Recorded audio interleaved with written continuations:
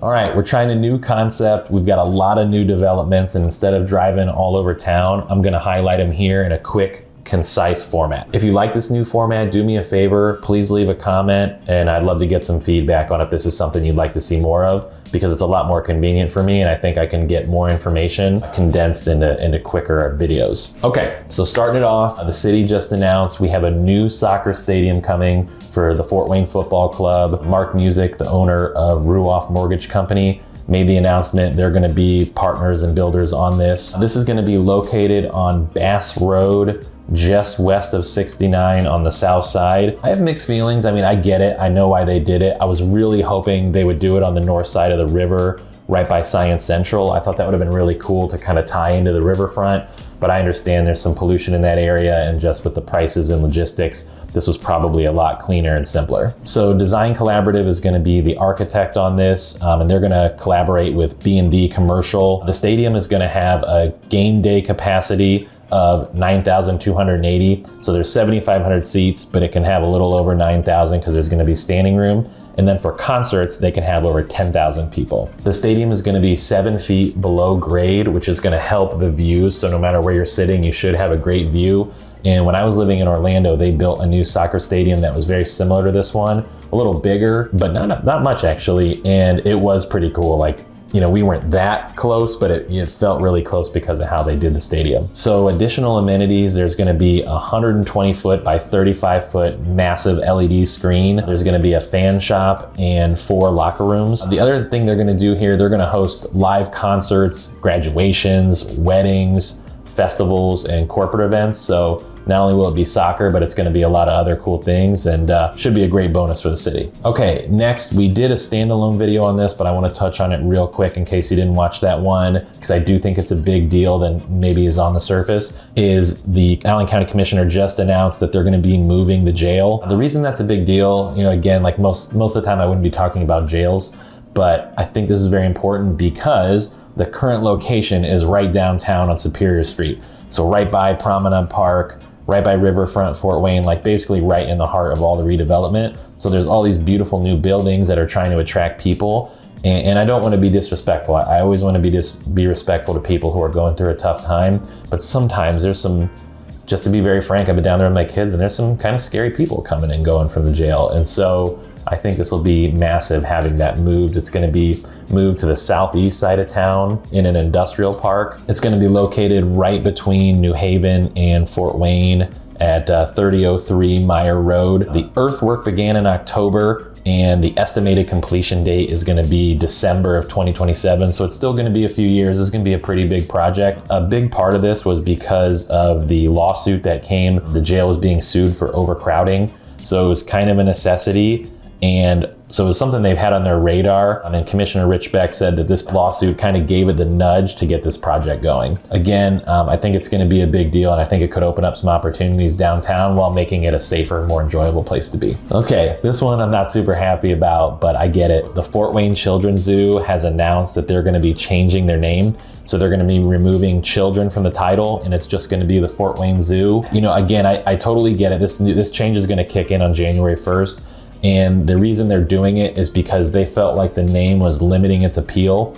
So people who weren't as familiar maybe assumed it was a petting zoo, or it was going to be a little underwhelming because it was for kids. But you know, if you've been there, I see adults there without kids all the time. Like, it's a great place. Their landscaping is awesome. Their exhibits are very cool. And so it's a great place to just get a little exercise, get some fresh air, and see some cool animals. So I get it. You know, it's just that name was near and dear to the city, and it was kind of uniquely ours. But hopefully this will be a great new chapter. And it hasn't always been named that. So when it started out, it was the Franke Park Zoo. And then in 1965, it changed to the Fort Wayne Children's Zoo. Then I think they dropped the children's in the late 90s and early 2000s, and then added it back in where it's been for like the last 20 plus years. So, you know, it's not the first time the name has changed, and it's still going to be the same great zoo. Okay, lastly, we got one that's a little controversial. There has been a proposed casino for New Haven, which is just east of Fort Wayne and still in Allen County. So Full House Resorts is going to be the one building this casino. They just announced they were originally going to be at the corner of Doyle and Harper Road near 469, but after some pushback, they decided to move it to 469 and 30 interchange, where if you know that 30 and 469 where they meet, it's going to be right there just west of Doyle Road.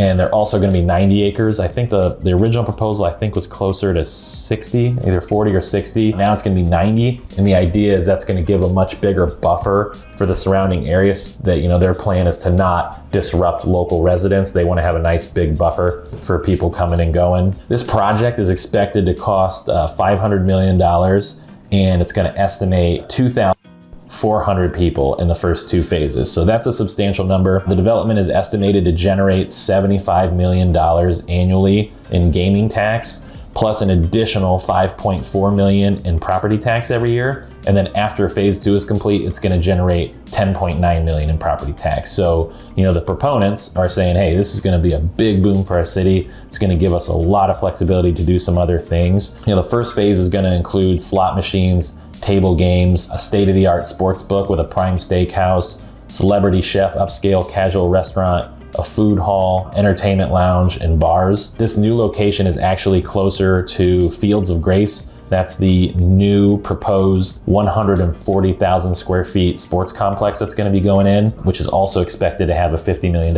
impact. So I think they're kind of thinking these 2 projects can kind of go hand in hand and have a big financial boom for the area. Personally, I had mixed feelings on this one. You know, on the pro side, obviously, having that big budget increase is going to give New Haven a lot of opportunity. You know, it's going to be a lot of fun for people who like to gamble and get out. I'm personally not a big gambler, but I would probably go if it was there and check it out and, you know, maybe play some games or, you know, do some entertainment, dining type of thing. The negative thing is I spent a lot of time in Tacoma, Washington, which is just south of Seattle, and they had casinos all over. And it was rough. And they were not, like, when you think casino, you think Vegas and like shining lights and people dressing sexy and going out and gambling and having fun. And what I saw was kind of sad. You know, there was a lot of degenerates. There's a lot of people down on their luck. There was a lot of people abusing drugs.